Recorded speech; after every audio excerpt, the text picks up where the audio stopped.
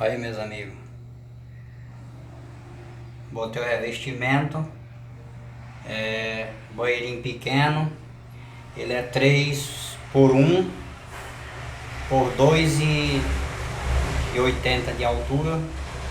Aí eu comecei ontem, terminei hoje e coloquei o forro, ó.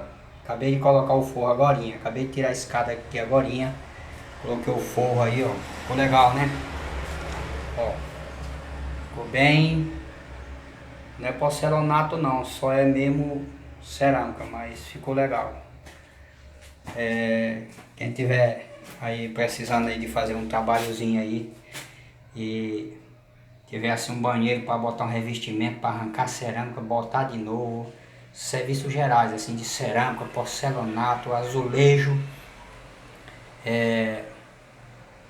eu tô na área aí, tô acabando esse aqui já, é 2 banheiros, esse aqui, tem outro ali que eu acabei e amanhã só vou rejuntar, botar a louça e aí já vou correr para outro. Meus amigos aí tiver uma obra aí, tiver precisando de colocar cerâmica, vocês só me ligar.